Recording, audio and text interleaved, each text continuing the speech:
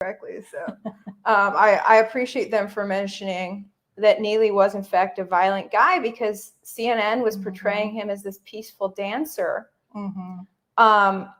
And so they definitely, a lot of the media spun this story out of control. So New York Times was doing multiple stories a day on this Neely chokeout case.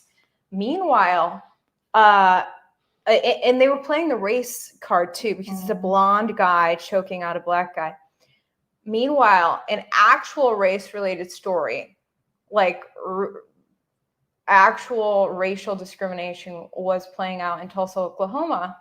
It was covered 0 times. You saw ABC cover Neely. ABC covered the case in Tulsa, which was a shooting murder, execution of 2 white guys by a black guy. Wow.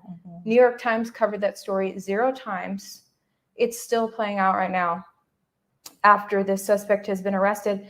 And so now when you see these 2 stories run parallel, and police are saying, this black man, this was a hate crime. Like, we have evidence that he hated white people, and that's why he executed 2 white people he didn't know in the back of their heads. Yet the mainstream media is not covering this case. But this chokeout, an accidental killing, is multiple stories a day because it fits the narrative of white going after black. Right. Which is what I've been trying to raise awareness of, this deceptive narrative in the media, because it's really dividing the country unnecessarily by race. Absolutely. As a crime reporter for 9 years, I witnessed so many. I was on the scene of so many cases, and it was always a mix of different races.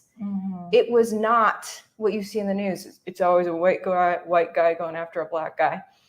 And so, when I left Fox, I one of the things I blew the whistle on that people don't talk about is that the only stories that the media screens all of these incidents to choose which one will go to the national level, and it has to be a white guy going after a black guy to make the national level.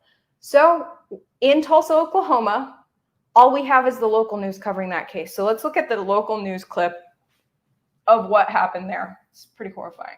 Tulsa County prosecutors charged the man accused of murdering 2 innocent victims in Tulsa. They've now charged him with a hate crime.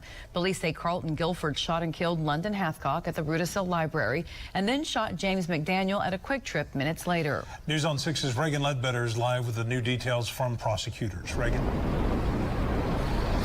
Greg and Lori, District Attorney Steve Kunzweiler says based on the evidence, they believe Guilford shot both men because they were white. Now, Oklahoma's hate crime is called malicious intimidation or harassment, which is a misdemeanor.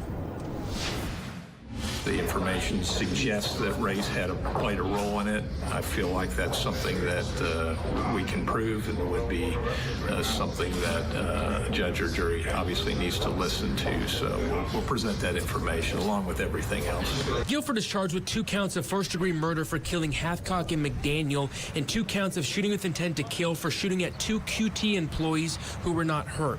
Investigators say Guilford shot both men in the head from behind. They say Guilford continued to shoot McDaniel after he was already on the ground, and even reloaded his gun and shot McDaniel in the head again.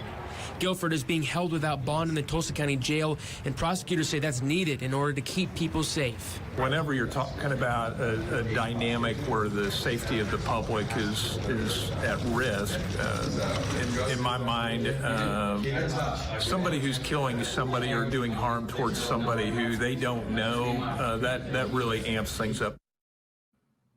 Isn't that crazy? It's crazy. Yeah. So the news reported there that police have not released why they know that this was a hate crime against white people, but they said they have solid evidence to bring to court that shows this is a hate crime. And the media normally loves to cover hate crimes, right? but when but not this one. when it's a black killing white, it doesn't fit the narrative.